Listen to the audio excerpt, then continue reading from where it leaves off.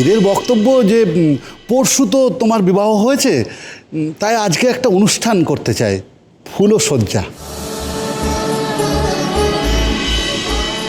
দেখো ভাইয়া, এদের সকলের মনের ইচ্ছে যে এরাই এই অনুষ্ঠানটার আয়োজন করবে। এই গুলানের কি দরকার? এই সবে তো আইসি আমরা। উমা, আজকে এসেছেন তো কি হয়েছে? এই দিনটা তো আর ফিরে আসবে না, তাই না? আর তাছাড়া দেখুন, আমাদের বাড়িতে যখন একবার এসেই পড়েছেন, তখন জানবেন যে এখন থেকে আমরা একই পরিবারের মানুষ। আর পরিবারের মানুষকে কিন্তু কিছুতেই না বলা যায় না এই ব্যাপারে। দেখেন, এমনিতেই এত কিছুতে হকগোলে ক্লান্ত, তারপর রান্না বান্না আছে। না না, সেসব নিয়ে ভাবতে হবে না।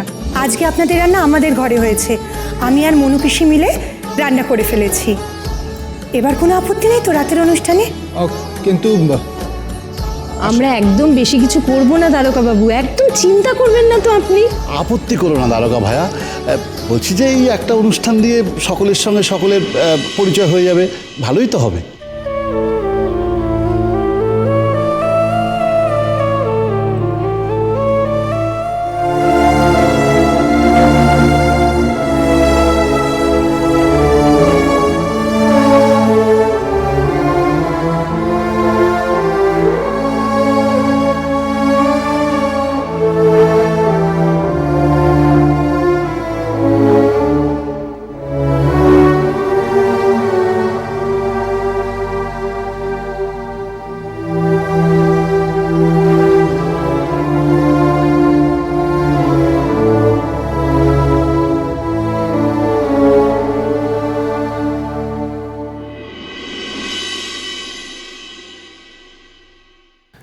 কনক,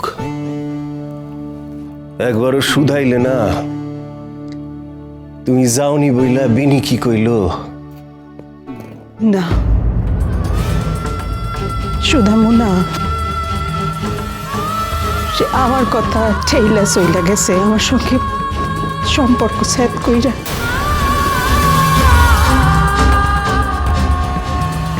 সে অপেক্ষা কইরা আছে কনক,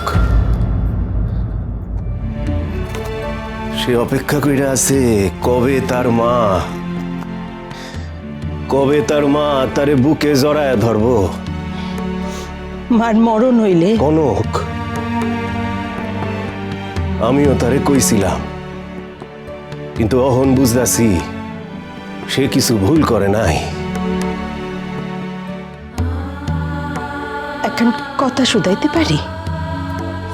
শুধাও না, আমি তো কথা কনের লাই গা কুলি বিকুলি করতেছি। আমি মানুম না, এই কথাখান মাথা রাইখাই উত্তর দিবেন। আজ মানো নাই, কোনদিন তো মানবা। শুধাও কি কনের আছে, শুধাও।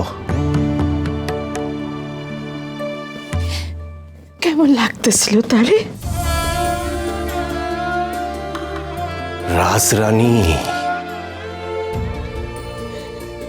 লাল শাড়ি পরছিল না? সে কি বিয়াতে লাল শাড়ি পরে নাই? না, পরে নাই, কিন্তু তারে দেখাইতেছিল। নিঘাত ওই মায়াই কইছে আমি লাল শাড়ি পরুম না, কখনো লাল শাড়ি পরতে চায় না। আমি যদি থাকতুম তাহলে ঠিক করে লাল শাড়ি পরাই। হ এর লাগা তো বিনিরে বকল লাগে, তারে জিগাইতে লাগে যে সে কেন লাল শাড়ি পরে নাই। কনক, একটিবার যাইবা নাকি মেরে দেখতে? না হয় যাওনের সময় লাল শাড়ি কিনা লইয়া যাইব। হ্যাঁ,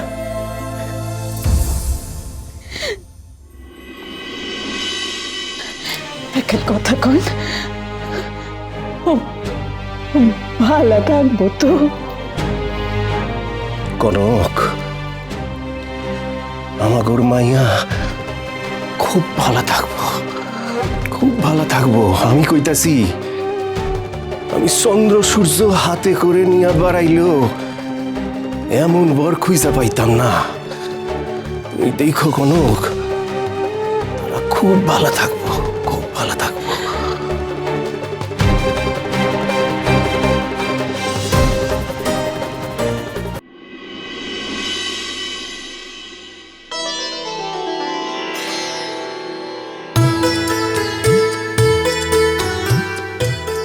বাহ, বেশ লাগছে কিন্তু।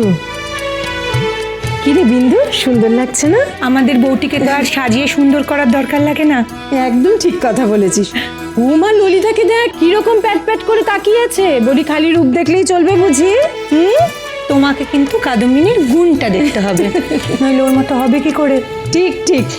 কেমন লাগছে তোমায় দেখো দেখি এবার। কি গো, আমরাই তো শুধু কথা বলে যাচ্ছি, তুমি তো কিছুই বলছো না।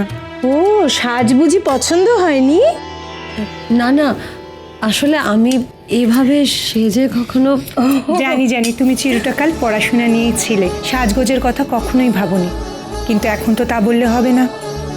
এখন তো পার্বতীকে তপস্যা ভুলে মহাদেবের মন জয় করতে হবে। চল না, ওকে ঘরে নিয়ে যাই এবার।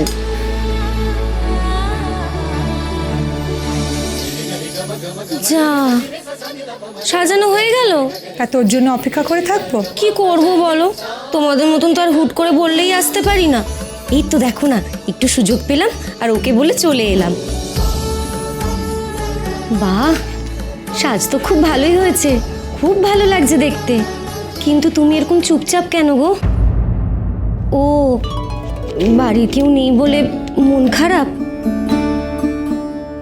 এ বাবা, ইস ঠিক বলেছিস রে। ওর বৌদিকে তো ডাকলে হতো, আমি একদম ভুলে গেছি, মাথাতেই নেই। এখন আর কি করা যাবে বলো? তা ভাই শোনো, তুমি এই বিন্দু দিদিকে দিদি বা বৌদি যা খুশি ভাবতে পারো, আর সরোজকে তোমার বোন বা বন্ধু, তাহলেই দেখবে তোমার সব মন খারাপ চলে যাবে। যা, যেটার জন্য এসেছি সেটাই দিতে ভুলে গেছি।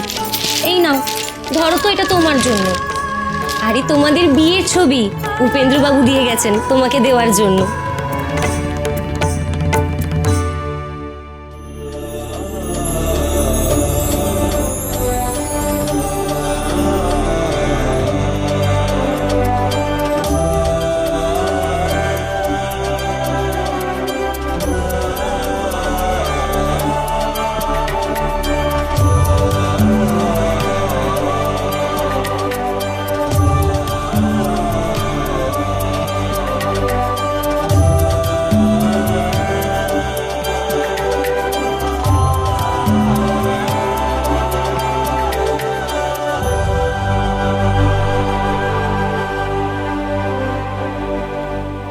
তারকানাথ বাবু, ও গোজগাছ চলছে বুঝি?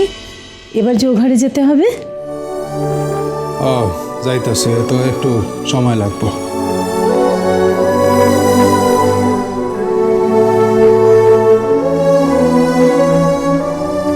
বেশি দেরি করবেন না, আসুন আপনি তাড়াতাড়ি, কেমন?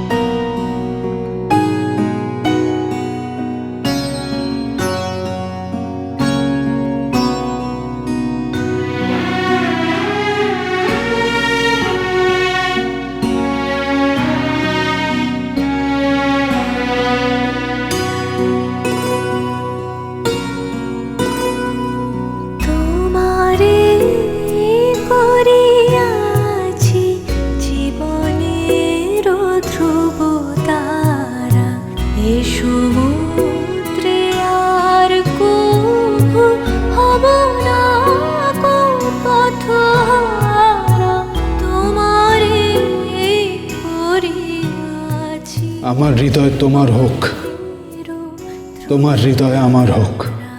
আমার হৃদয় তোমার হোক, তোমার হৃদয় আমার হোক। তবু